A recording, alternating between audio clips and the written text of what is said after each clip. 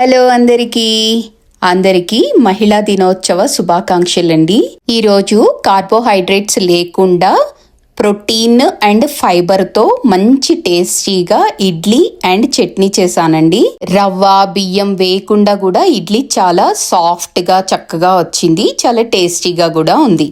దీనికోసం నేను 1 కప్పు మినపగుళ్ళు, 1 కప్పు పొట్టు పెసరపప్పు, 1/2 కప్పు సగ్గుబియ్యం 6 అవర్స్ నానబెట్టుకున్నానండి.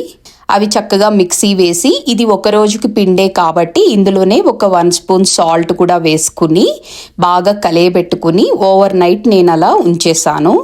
మార్నింగ్ ఇడ్లీలోకి ముల్లంగి చట్నీ చేస్తున్నానండి. ముల్లంగి చాలా హెల్దీ వెజిటబుల్స్, క్యాలరీస్ చాలా తక్కువ ఉంటాయి, ఫైబర్ చాలా ఎక్కువ ఉంటుందండి ఇందులో, అండ్ పొటాషియం శాతం ఎక్కువ ఉండి మనకి చాలా హెల్దీగా ఉంటుంది.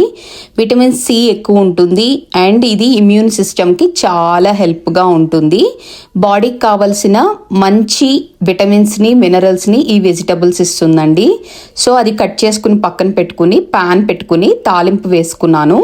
దాన్ని ఒక గిన్నెలోకి తీసేసుకుని ఇంకొంచెం ఆయిల్ వేసుకుని ఒక 30 వరకు పచ్చిమిర్చి వేసుకున్నానండి. కొంచెం కారంగానే ఉంటే బాగుంటుంది చట్నీ. సో ఈ పచ్చిమిర్చి కొంచెం ఫ్రై అయిన తర్వాత ఒక 2 స్పూన్స్ పల్లీలు, ఒక 2 స్పూన్స్ పచ్చిశనగపప్పు వేసుకున్నాను.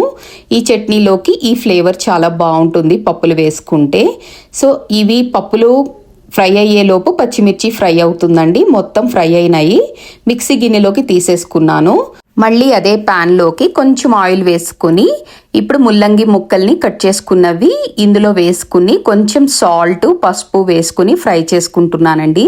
ఇది కొంచెం బాగా ఫ్రై అవ్వాలి, లేకపోతే స్మెల్గా ఉంటుంది. మంచిగా ఫ్రై అయిన తర్వాత ఒక 4 టమాటోల్ని కూడా ముక్కలుగా చేసుకుని ఇందులో వేసుకున్నాను. ఇవన్నీ ఫ్రై అవుతూ ఉండగా కొంచెము 2 గింజల చింతపండుని, 2 రెబ్బల వెల్లుల్లిపాయల్ని వేసుకున్నాను. ఇవి కూడా కొంచెము ఫ్రై అయిన తర్వాత పొయ్యి ఆపేసుకున్నానండి. ఇవి చల్లారే లోపు ఇప్పుడు ఇడ్లీ వేసుకుందాము.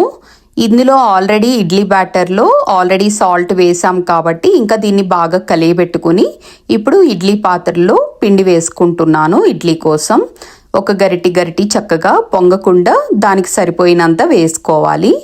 మా చిన్న పాపకి చిన్న ఇడ్లీలు కూడా పెడుతున్నాను. సో ఇది 10 మినిట్స్ పెట్టానండి ప్రెషర్ కుక్కర్ ఇడ్లీ పాత్ర.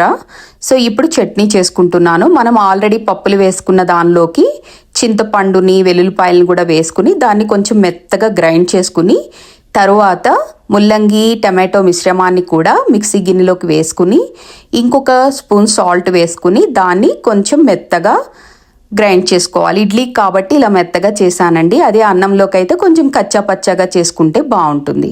సో తాలింపు వేసిన గిన్నెలోకి తీసుకున్నాను చట్నీ. తాలింపు పైగా ఇలా వేసుకున్నాను. సో ఇప్పుడు ఇడ్లీ కూడా ఉడికిపోయిందండి. ఇంకా సర్వ్ చేసుకోవడానికి ప్లేట్లో పెట్టుకున్నాను. చాలా సాఫ్ట్గా వచ్చినాయండి.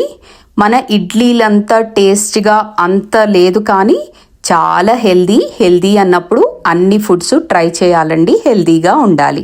Thank you.